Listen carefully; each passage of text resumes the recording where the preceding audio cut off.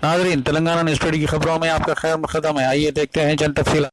उमर अहमद इलियासी की मोहन भागवत से मुलाकात और इनकी जानिब से राष्ट्रीय पिता कहने पर मुस्लिम शाबान के सदर जनाब मुश्ताक मलिक ने सख्त तनकीद का निशाना बनाया और कहा कि महात्मा गांधी के सिवा हिंदुस्तान का कोई भी राष्ट्रपिता नहीं हो सकता। इन्होंने कहा कि उमर इलियासी एक नाम निहाद हैं, ख़ुद को इमाम काउंसिल का सदर प्रोजेक्ट करते हैं। उमर इलियासी के इस बयान का मुसलमानों से कोई ताल्लुक़ नहीं। हिंदुस्तान के 135 करोड़ अवाम महात्मा गांधी को ही राष्ट्रीय पिता मानते हैं। जनाब मुश्ताक मलिक ने कहा कि उमर अहमद इलियासी के इस बयान से मुसलमानों का कोई ताल्लुक़ नहीं, ये इनका खुद का बयान है। पहली मर्तबा वो किसी मस्जिद में आए हैं। वो राष्ट्र पिता हैं, इस देश के राष्ट्र ऋषि हैं।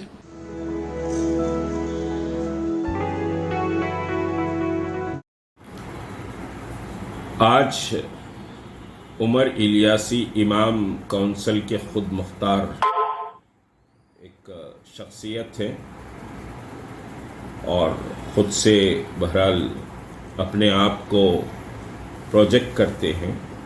उन्होंने मोहन भागवत जी जो आरएसएस के सर संचालक हैं उनको कहा कि ये राष्ट्रपिता है।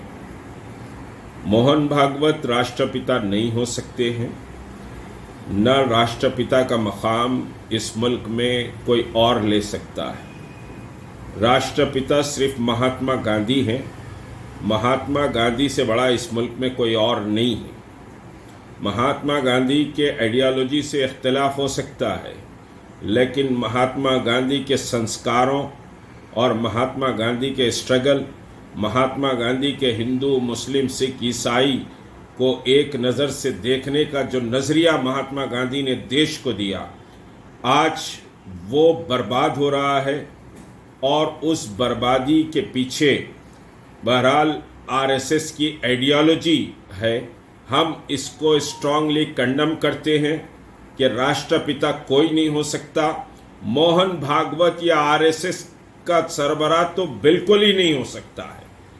और ये उमर इलियासी का अपना ऐलान है, वो राष्ट्रपिता कह लें, खुदा कह लें, क्या कह लें, वो कह लें, लेकिन इससे मुसलमानों का कोई ताल्लुक़ नहीं है।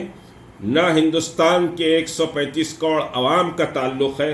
हिंदुस्तान के 135 करोड़ अवाम राष्ट्रपिता महात्मा गांधी को मानते हैं और वो मानते रहेंगे, क्योंकि महात्मा गांधी के जो संस्कार थे इस मुल्क को एक गुलदस्ते की तरह वो समझिए देखना चाहते थे।